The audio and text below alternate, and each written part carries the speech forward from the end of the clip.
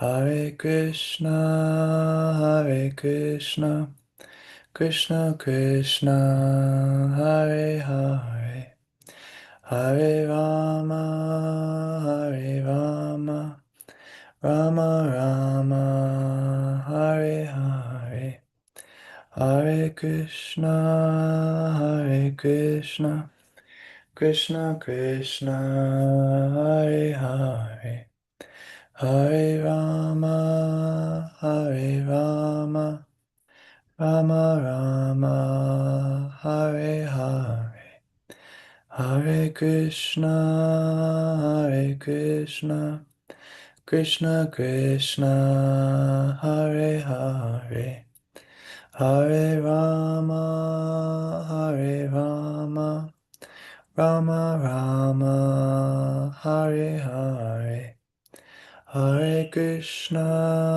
Hare Krishna, Krishna Krishna, Hare Hare, Hare Rama, Hare Rama, Rama Rama, Hare Hare, Hare Krishna, Hare Krishna, Krishna Krishna, Hare Hare, Hare Rama, Hare Rama, Rama Rama, Hare Hare, Hare Krishna, Hare Krishna, Krishna Krishna, Hare Hare, Hare Rama, Hare Rama, Rama Rama, Hare Hare, Hare Krishna, Hare Krishna,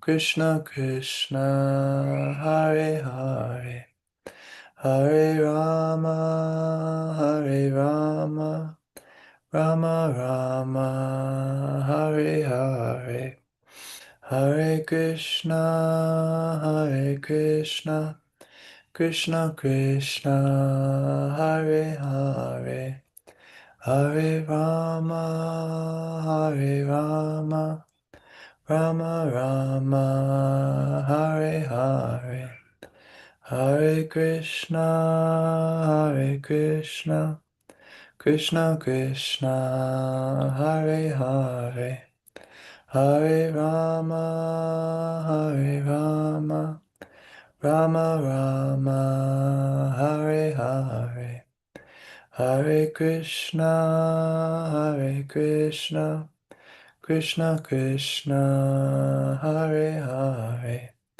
Hare Rama, Hare Rama, Rama Rama, Hare Hare, Hare Krishna, Hare Krishna, Krishna Krishna, Hare Hare, Hare Rama, Hare Rama, Rama Rama, Hare Hare, Hare Krishna, Hare Krishna, Krishna Krishna, Hare Hare, Hare Rama, Hare Rama, Rama Rama, Hare Hare.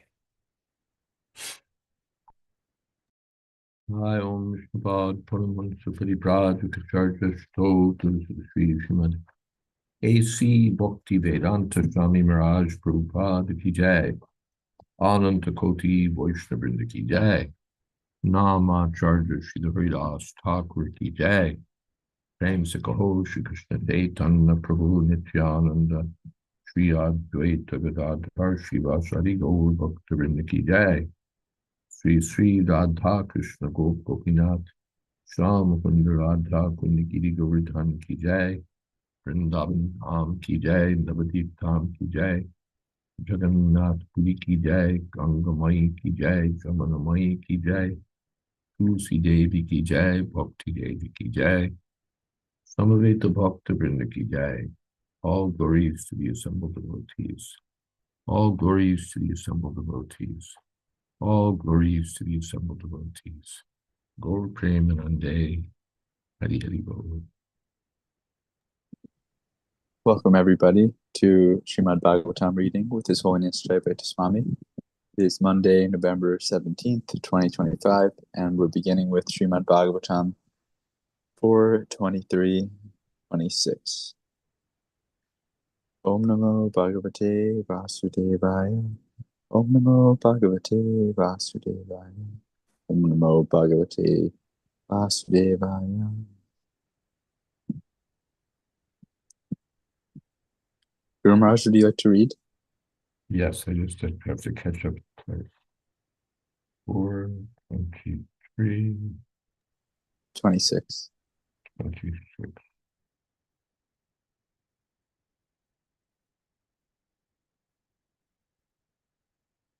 Vaisanunam prajatyurtvam anuvanyam patim sati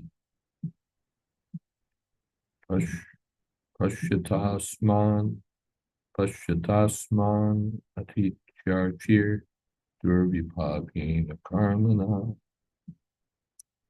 The wives of the demigods continued, just see how this chaste lady, Archie, by dint of her inconceivable pious activities, is still following her husband upward as far as we can see.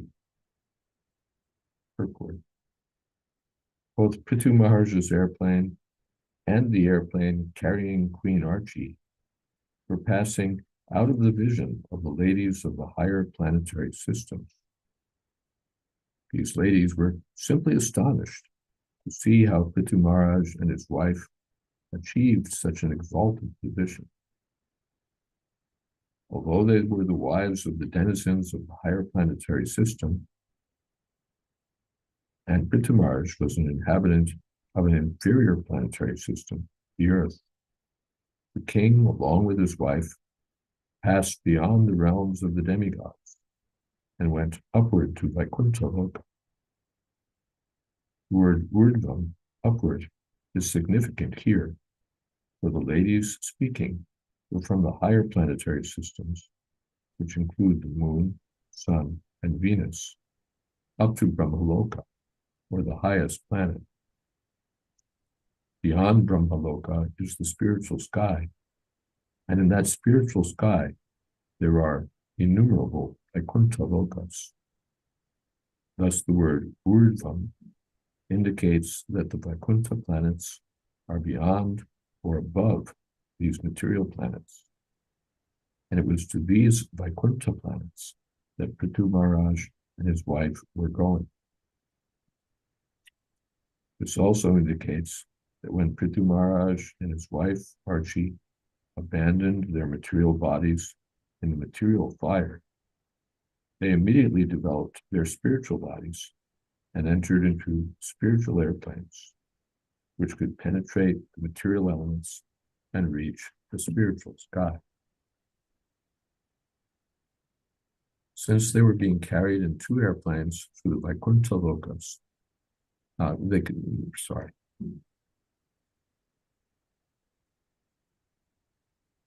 Since they were carried by two separate airplanes, it may be concluded that even after being burned in the funeral pyre, they remained separate individual persons. In other words, they never lost their identity or became void as imagined by the impersonalists.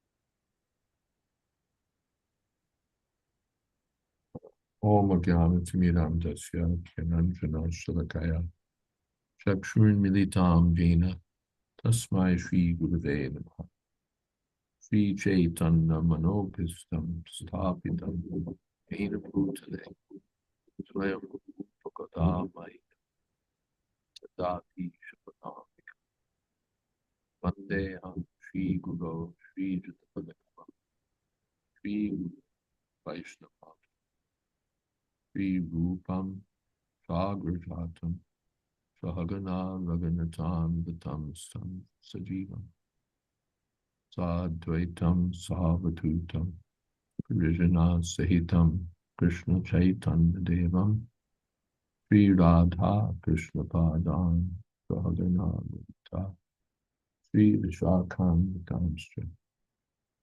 Hey Krishna Karuna Sindho Deen Bandho Jagatpate Gopesha Gopika Kanta Radha Kanta Namostute Sapta Kanchana Gaurangi Radhe Vrindavaneshwari Rishabhanu Sude Devi Pranamami Puri Priye Vansha Kopitarubhyascha Kripa Sindho Pyevacha Patitanam Pavanebhyo Vaishnavebhyo Sri Krishna Chaitanya Prabhu Nityananda Sri Advaita Gadadhar Shivasari Gaur Bhaktivinoda Hare Krishna Krishna Krishna Hare Hare Hare Rama Rama Hare Hare. So this is, we're just giving one moment.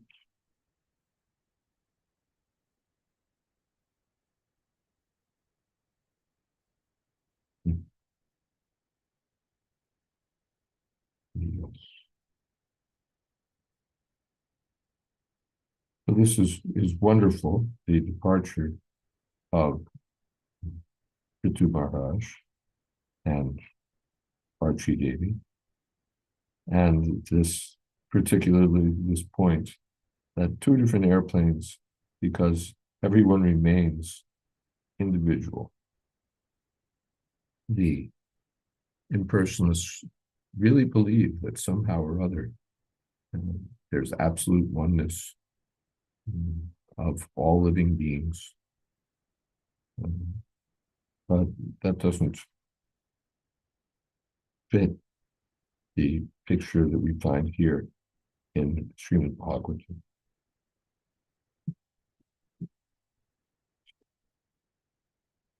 Ladies in the higher planetary systems, were capable of seeing both downward and upward. When they looked down, they could see that the body of Prithu Maharaj was being burned and that his wife, Archie, was entering into the fire. And when they looked upward, they could see how they were being carried in two airplanes to the Vaikuntha Lokas. All of this is possible simply by Durvibhavyena Karmana, inconceivable activity. Prithu Maharaj was a pure devotee, and his wife, Queen Archie, simply followed her husband. Thus, they can both be considered pure devotees, and thus they are capable of performing inconceivable activities. Such activities are not possible for ordinary men. Indeed, ordinary men cannot even take to the devotional service of the Lord, nor can ordinary women maintain such vows of chastity and follow their husbands in all respects. A woman does not need to attain high qualifications, but if she simply follows in the footsteps of her husband, who must be a devotee, then both husband and wife attain liberation and are promoted to the Vaikuntha Lokas. This is evinced by the inconceivable activities of Maharaj Prithu and his wife.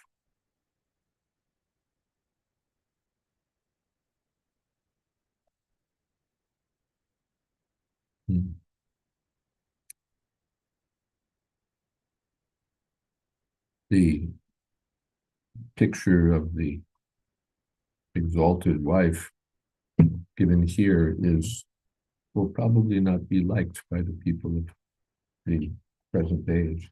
The idea that she just follows, that's really gone out. There's I like graveyards. They're good places to chant sometimes. And there's one in Charlottesville, Virginia, near where we had a center.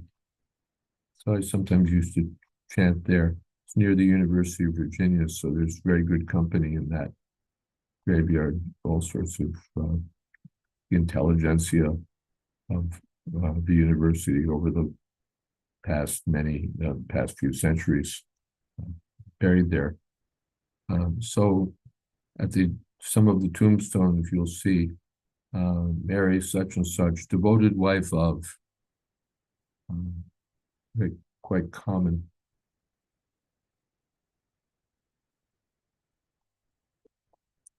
Marker. Now that would be considered demeaning, devoted wife of. What about her own accomplishments?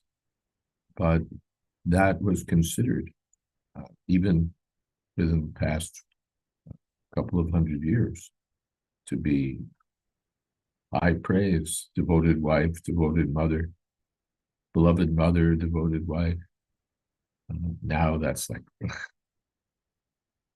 but in the Bhagavatam culture, Vedic culture, these same values are there, that the wife receives high praise for simply being a faithful follower of her husband.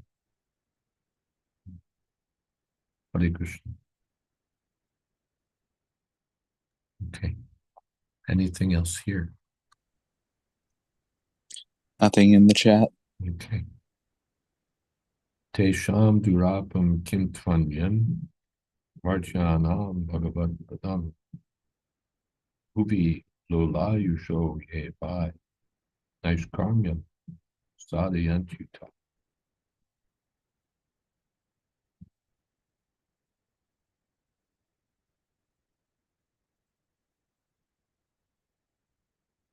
In this material world, every human being has a short span of life.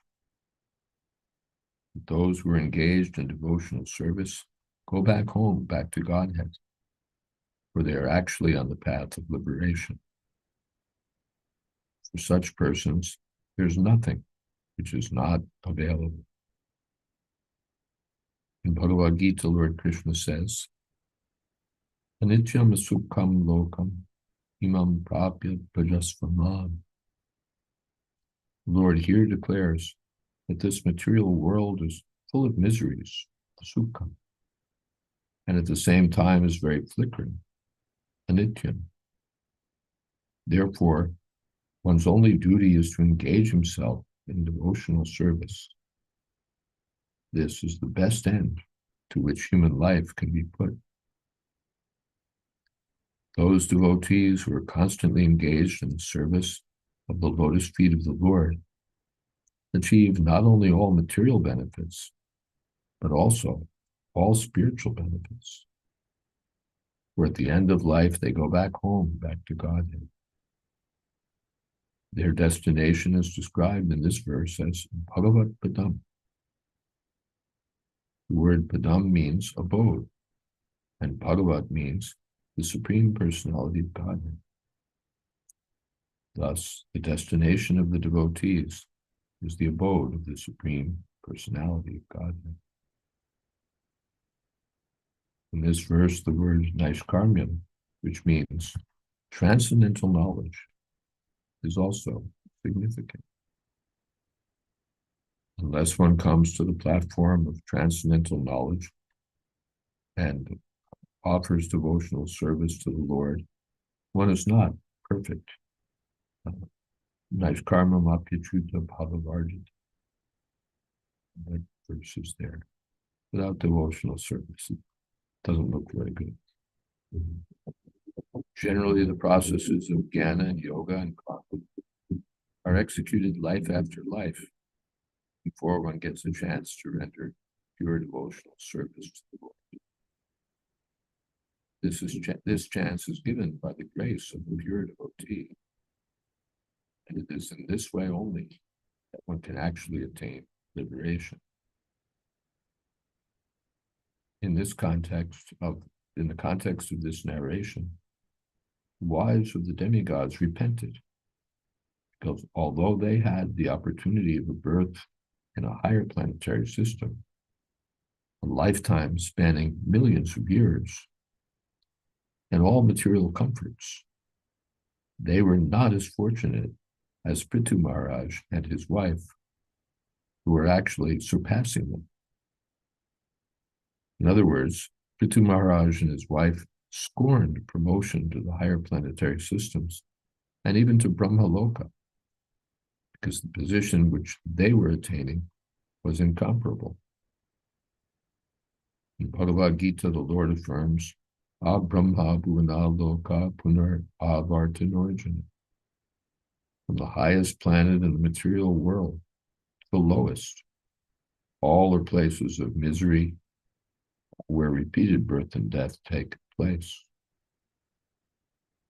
In other words, even if one goes to the highest planet, Brahmaloka, he has to return to the miseries of birth and death. In the 9th chapter of Bhagavad Gita, Lord Krishna also asserts, Te tam bhuktva svargalokam vishalam, shine punye marchilokam vishanti. When they have thus enjoyed heavenly sense pleasure, they return to this mortal planet again. Thus, after exhausting the results of pious activities, one has to come again to the lower planetary systems and begin a new chapter of pious activities. It is therefore said in Srimad Bhagavatam, Naishkarmyam apyachuta bhavavarjita. The path of liberation is not at all secure unless one attains the devotional service of the Lord. Even if one is promoted to the impersonal Brahmajyoti, he runs every chance of falling down into this material world. If it is possible to fall down from the Brahmajyoti, which is beyond the higher planetary system in this material world, then what can be said of the ordinary yogis and karmis who can only be elevated to the higher material planets? Thus, the wives of the denizens of the higher planetary systems did not very much appreciate the results of karma, jnana, and yoga.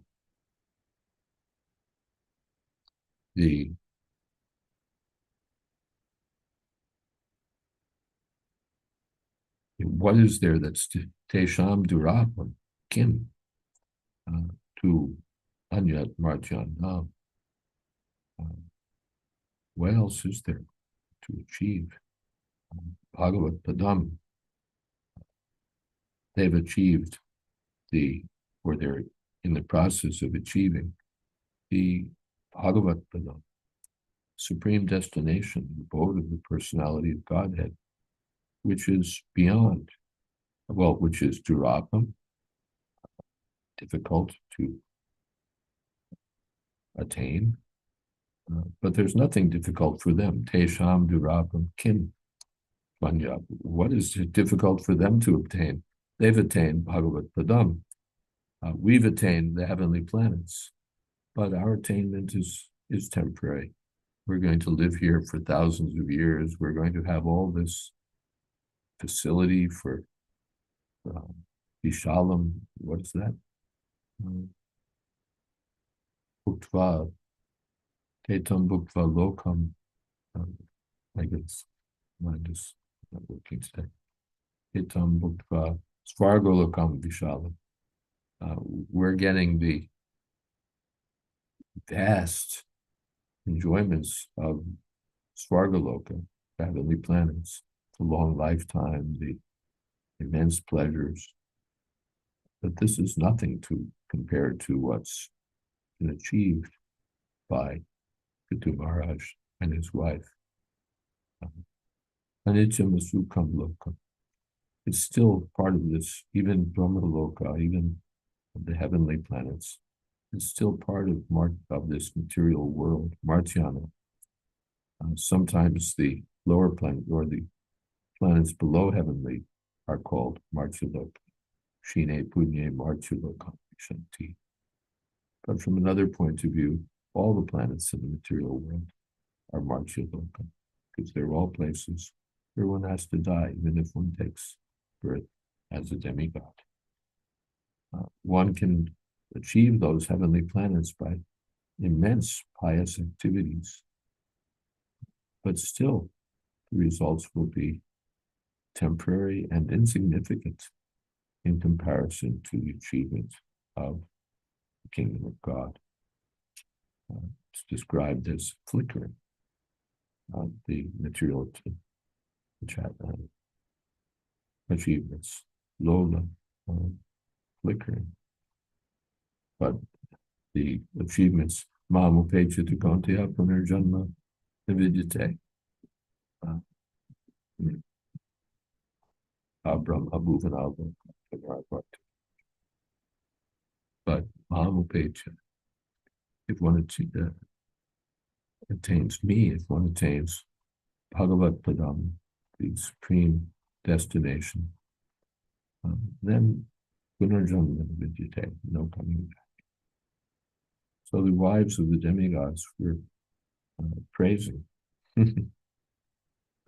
Archie and Prithu Maharaj, who, it's in the purport said, scorned promotion to the higher planetary systems and even Brahmaloka. These are lower. It would just be a distraction to go to these places. We're not interested.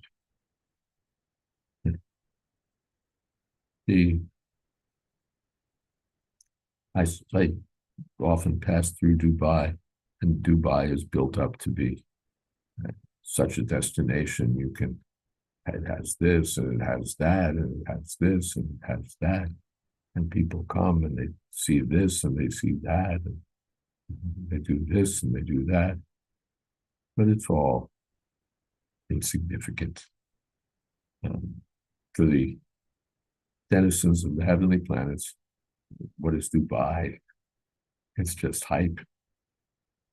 It's nothing compared to the pleasures of the heavenly planets. But the heavenly planets are nothing compared to the transcendental, eternal existence to which the Prithu Maharaj or the pure devotees attain. Anything else? In the chat, Praveen Prabhu writes Svarga Lokam. Lokam. Yeah, that was the missing words I was groping for in that verse. Savanchito patatma drup krichchena mahata bhuvi labdva pavargyam manusham vishayeshu visajjate. Any person who engages himself within this material world in performing activities that necessitate great struggle, and who, after obtaining a human form of life, which is a chance to attain liberation from miseries, undertakes the difficult task of fruitive activities, must be considered to be cheated and envious of his own self. Purport.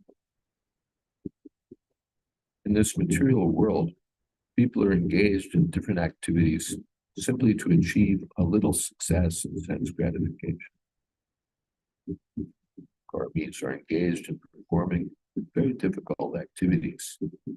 Thus, they open gigantic factories, build huge cities, make big scientific discoveries, etc.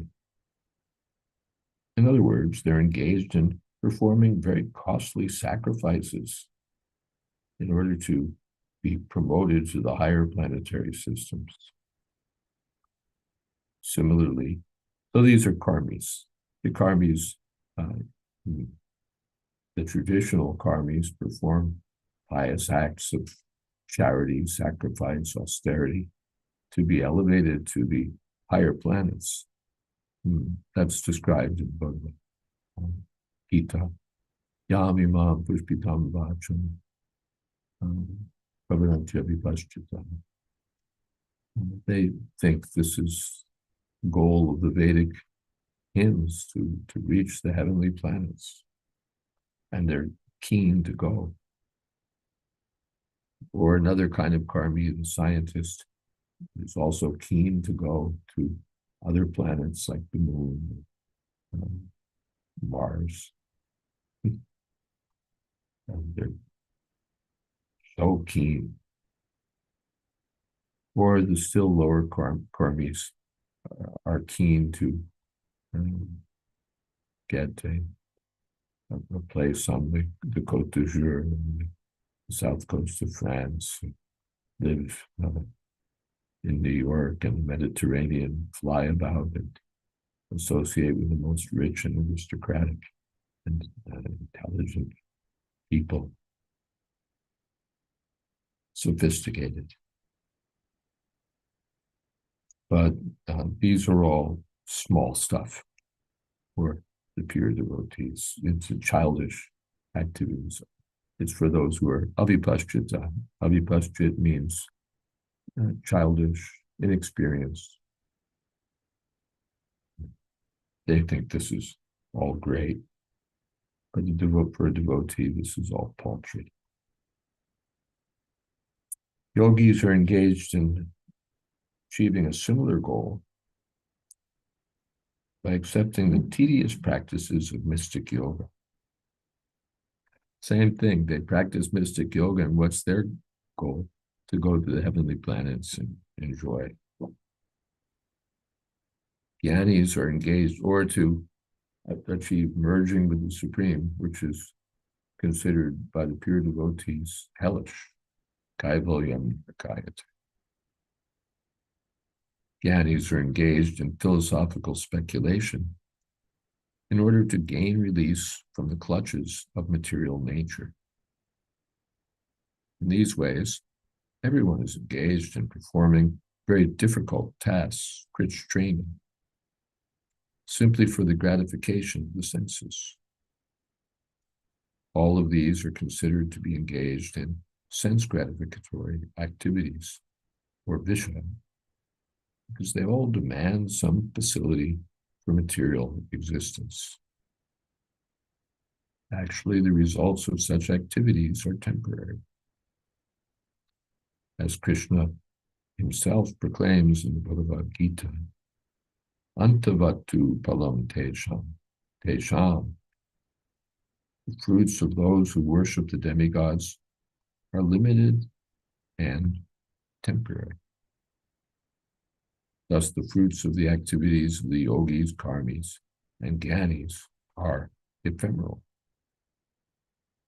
Moreover, Krishna says, Tad bhavatyalpamedhasam. They're simply meant for men of small intelligence, alpamedhasam. Antavat, because they're temporary. They have an end. Therefore, nateshu ramate vita, adyantavanta kontiya, nateshu ramate vita. Only a less intelligent person would be interested in that which has a beginning and an end. The pure devotees want endless existence in the service of the personality of Godhead. The word vishaya denotes sense gratification. Karmis flatly state that they want sense gratification. The yogis also want sense gratification, but they want it to a higher degree. It is their desire to show some miraculous results through the practice of yoga. Thus, they strive very hard to achieve success in becoming smaller than the smallest or greater than the greatest, or in creating a planet like Earth, or as scientists by inventing so many wonderful machines. This is quite a, what should we say, entrenched material desire that one may have, just to be better, to be more accomplished. Somebody wants to be, have a bigger car, a bigger house, a better, more prestigious job. Somebody wants to be a member of parliament. Someone wants to be a member of, or probably said wants to be sir, wants knighthood. This tendency to want to be better than others is quite strongly entrenched. And it goes as far as the yogis, who can really who can do wonderful things. They can become smaller than the smallest, greater than the greatest. They can have these incredible mystic powers that make everyone else go, wow. Just incredible. And one can enjoy this power, being able to fly in the sky without any machine, to be able to control the minds of others, to be able to create wonderful things. And there's a satisfaction for the yogis. See what I can do, see my power. They themselves become infatuated with what they can do. Even on Earth, someone who can pick up the telephone and change the course of events. How? What's the word? Full of himself, such a person becomes. How satisfied by his achievements. But this is all, again, small stuff, but even yogis become attracted to this. I sometimes have dreams where I can fly. I've got the ability to, for some time, with sort of till my petrol runs out, as it were, where I can fly. I can just cruise above buildings and do this or do that. And there's a certain, in the dream itself, a certain pleasure in being able to do these things that others can't do, or that others will find miraculous. It's there, that sense, that feeling, that just see what I can do. Even if no one else sees, one can gloat about it to oneself. See what I can do. Goodness. So the yogis, they can fall prey to that kind of trap. See what I can do by mystic power. Similarly, the Gyanis are also engaged in sense gratification, where they're simply interested in becoming one with the Supreme. That too, see what I can achieve. I can become one with God. Thus, the aim of all these activities is sense gratification to a higher or lower degree. The bhaktas, however, are not interested in sense gratificatory practices. They are simply satisfied to get an opportunity to serve the Lord. Although they are satisfied in any condition, there's nothing they cannot obtain, because they are purely engaged in the service of the Lord. The wives of the demigods condemn the performers of sense gratificatory activities as vanchitam, cheated. Those so engaged are actually killing themselves. As stated in Srimad Bhagavatam, Hridayam ajam sulabham sudurlabham, labham sukolbham karnataram, mayanu kulena, nabasvate Human bhavat him natare sa'at laha. When one wants to cross a large ocean, he requires a strong boat. It is said that this human form of life is a good boat by which one can cross the ocean of meshes. In the human form of life, one can obtain the guidance of a good navigator, the spiritual master. One also gets a favorable wind by the mercy of Krishna. And that wind is the instruction instructions of Krishna. The human body is the boat, the instructions of Lord Krishna are the favorable winds, and the spiritual master is the navigator. The spiritual master knows well how to adjust the sails to catch the winds favorably and steer the boat to its destination. If, however, one does not take advantage of this opportunity, one wastes the human form of life. Wasting time and life in this way is the same as committing suicide.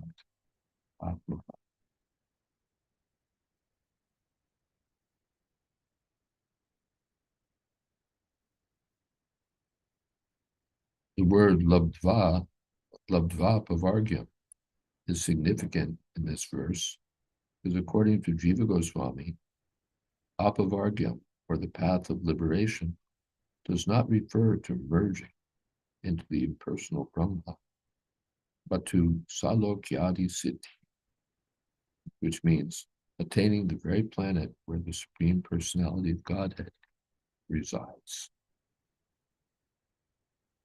There are 5 kinds of liberation, and one is called sayujamukti, or merging into the existence of the Supreme, or the impersonal Brahma effulgence.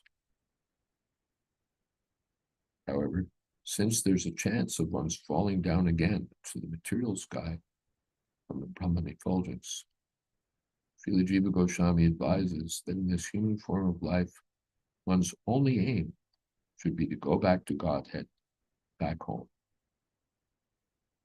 The words savanchita indicate that once a person has obtained the human form of life, he's actually cheated if he does not make preparations to go back home, back to God.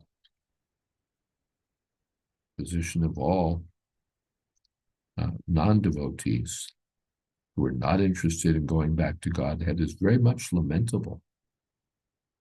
For the human form of life is meant for executing devotion and service, and nothing else. Vanchita, they're cheated by the material energy, or they're cheating themselves.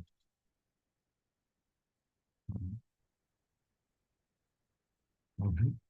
Anything? Nothing in the chat box. Pranam Param Pujya Gurudev and all the Vaishnavas. But I wanted to share something. I was reading today about this botanist, Dr. Frederick Ritter, who was a German botanist, and he concluded, although he wasn't exactly a devotee practicing bhakti yoga, but he concluded that this is what he said: life is pain. In pain, we find the truth. And in the truth, we can find salvation. Of course, he didn't know that Krishna is the absolute truth, but that resonates with what we've been reading in terms of how material existence itself is nothing but a continuous time of just misery.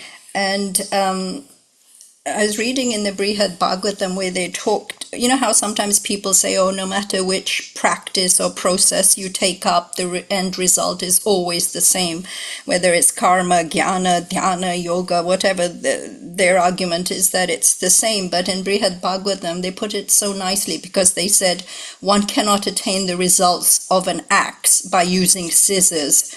So as Srila Prabhupada said, all these different processes, there's an element of wanting something to satisfy your own senses, and therefore the happiness is always going to be meager and limited. Even this merging into the Brahma Jyoti, or acquiring all the different siddhis, it's still it's that happiness is said to be meager because it's not unlimited. You do reach a ceiling of happiness, whereas in bhakti yoga there is no ceiling. It's that happiness remains forever fresh, and it just increases. So sometimes we find that concept a little bit hard to understand, because we don't have experience of something being unlimited or an experience being forever fresh. we think that, okay, once we've experienced something multiple times, yes, in the material life, yes, it becomes stale. But in bhakti, each experience always remains fresh. And there's no ceiling, there's no limit to it. So I thought that was so interesting. And also we were talking about the different material planets in the cosmos and how the wives of the higher planetary systems have recognized that, in a sense, unless you're following the path of bhakti yoga seriously, you're just your own worst enemy, because you've squandered that opportunity that you have in the human form of life. And I was reading today something that was really interesting. I didn't realize this, but in the Brihad Bhagavatam it was said, or maybe it was a class I sat in, but it was said that it's, you know how the Bhulok, the earthly planetary systems, that's divided into 7 islands, and Jambudweep, this being the smallest, that's further divided into 9 varshas. And Bharatvarsh is the smallest, and it was said that it's only in the Bharatvarsh that we see these changes of the yuga, and it's not experienced in the other planetary systems. And therefore, in Bharatvarsh, this earthly planet, we see these different changes of how in different yugas we lose the quality of spiritual cultivation, godly qualities, and in Kali Yuga being the most degraded,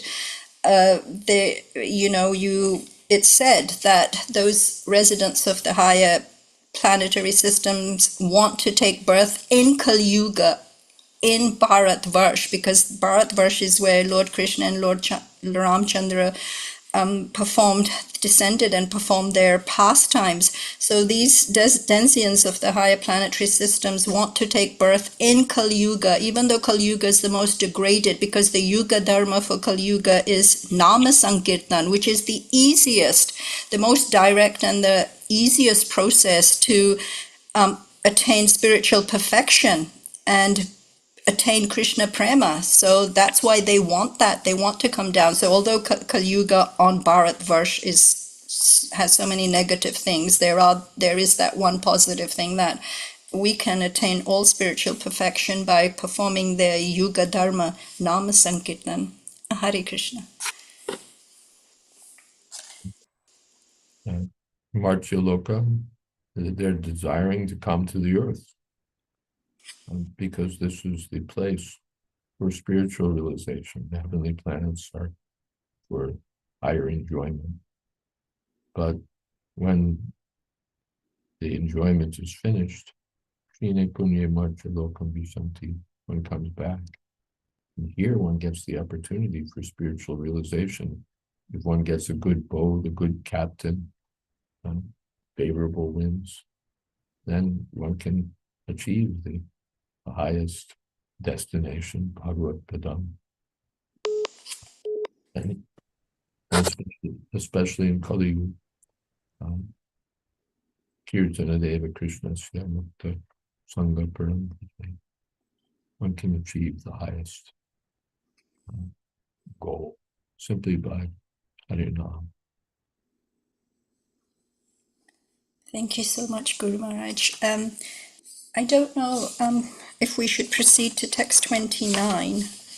We only have, just a little over 10 minutes. I don't know what we should do, Guru Maharaj. Well, let's see. There's the medium-long purport.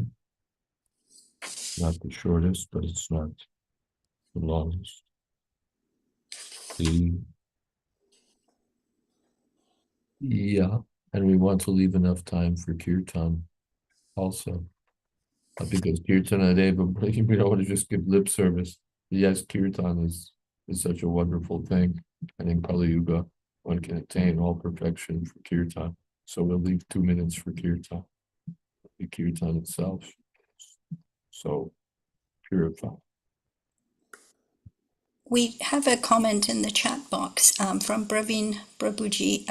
The wives of the demigods were speaking of the chastity of Archi, and then they are concluding with the superiority of bhakti, how does chastity connect or relate with bhakti? It's related here. Prabhupada explained in the purport. Her husband was a perfect devotee, and she followed her husband. Therefore, she was also a perfect devotee, just by following. If the disciple just follows the spiritual master, the disciple attains perfection. The disciple doesn't have to create something new, invent something new, come up with something extraordinary. If the disciple is just chaste, the disciple follows the instructions of the spiritual master, then the disciple attains perfection. In the same way, the wife who just follows a devotee husband attains perfection. That's nothing else is required. So, or we can take it that on her own part, she was a pure devotee, that is by her own credit, but the emphasis given here is that she followed her husband. Chaste is not a small thing. For a woman, this asset of chastity is so admirable, so valuable, so powerful. Just by chastity, a woman becomes powerful. So that was shown by Queen Archie, strictly devoted to her husband. So he was a perfect devotee, she was a perfect devotee. So it's fitting for the wives of the demigods to be glorifying them in this way for their pure devotional service, both the husband and the wife. We have another comment from Jackie G. This passage satisfies the nagging frustration with trying to put a critique into words regarding the non-dualism prevalent today. The ultimate unity is Krishna consciousness, not devoid of personality or individualism.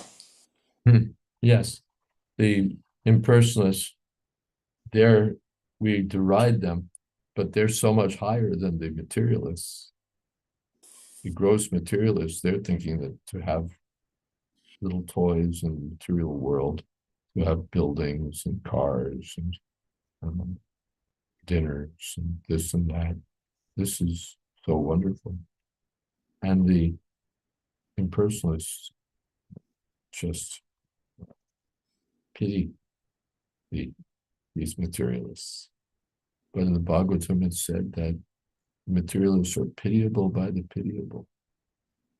The impersonalists themselves are pitied by the pure devotees because, as stated, those impersonalists are cheating themselves. They're undergoing so much trouble. Really a great strain. They undergo so much trouble to attain from a huge oneness with the Supreme. But in this way, they cheat themselves of the real opportunity to enter into transcendental loving exchanges with Krishna. So the persons are pitiable, the materialists are pitiable for the pitiable. The impersonalists pity the materialists, and the devotees pity the impersonalists. All right, shall we have Kirtan? Or there's another comment? Yes, from Praveen Prabhuji. Tan chochya sochyan avido nyusoche hare kathayam vimukhan agane Shinoti Devo Nimishashtu Yesham Ayurvrita Vada Gati Smritinam, or sage persons who, because of their sinful activities, are averse to the topics of the transcendence and thus ignorant of the Mahabharat's purpose, the Bhagavad Gita, are pitied by the pitiable. I also pity them because I see how their duration of life is spoiled by eternal time, while they involve themselves in presentations of philosophical speculation, theoretical ultimate goals of life, and different modes of ritual. Yes, thank you. So All we're right. ready for our closing kirtan. I'd welcome anyone to jump in if they want to lead the closing kirtan. Or I could ask Banu and Kanti, Mataji, if you're available to lead the closing kirtan. Sure. Thank you. Hare Krishna, Krishna Krishna, Hare Hare, Hare Rama, Rama Rama, Hare Hare. Hare Krishna, Krishna Krishna, Hare Hare, Hare Rama, Rama Rama, Hare Hare. Hare Krishna, Krishna Krishna, Hare Hare. Hare Rama, Rama Rama, Hare Hare. Hare Krishna, Krishna Krishna, Hare Hare. Hare Rama, Rama Rama, Hare Hare. Hare Krishna, Krishna Krishna, Hare Hare. Hare Rama, Rama Rama, Hare Hare. Hare Krishna, Krishna Krishna, Hare Hare. Hare Rama, Rama Rama, Hare Hare. Hare Krishna, Krishna Krishna, Hare Hare. Hare Rama, Rama Rama, Hare Hare. Hare Krishna, Krishna Krishna, Hare Hare. Hare Rama, Rama Rama, Hare Hare. Hare Krishna, Krishna Krishna, Hare Hare. Hare Rama, Rama Rama, Hare Hare. Hare Krishna, Krishna Krishna, Hare Hare. Hare Rama, Rama Rama, Hare Hare. Hare Krishna. Jai Om Vishnuvad Paramahansa Paripurajaka Ashto Sri Srimad A.C. Bhakti Vedanta Swami Maharaj Prabhupada Ki Jai, Ananta Koti Vaishnavrinda Ki Jai, Nama Acharya Srila Haridas Thakur Ki Jai, Prem Se Kaho Shri Krishna Chaitanya Prabhu Nityananda, Shri Advaita Gadadhar Srivasadi Gaur Bhaktivinoda Ki Jai, Shri Shri Radha Krishna Gopinath, Sham Kund Radha Kund Giri Govardhan Ki Jai, Vrindavan Dham Ki Jai, Navadvip Dham Ki Jai, Jagannath Puri Ki Jai, Gangamai ki jai, Jamunamai ki jai, Tulsi Devi ki jai, Bhakti Devi ki jai, Samaveta Bhakta Vrinda ki jai. All glories to the assembled devotees. All glories to the assembled devotees. All glories to the assembled devotees. Go Premanande, Hari Hari Bol. Thank you so much, Maharaj-Sri, and all the Vaishnavas for joining the class. And to the Vaishnavas who led our opening and closing kirtan, thank you so much. Our Srimad Bhagavatam class continues tomorrow. His Holiness Jayādvaita Maharaj-Sri ki jai. Srila Prabhupada ki jai, Samaveta Bhakta Vrinda ki jai. Gaur Premanande, Hari Hari Bol. Thank you all very much.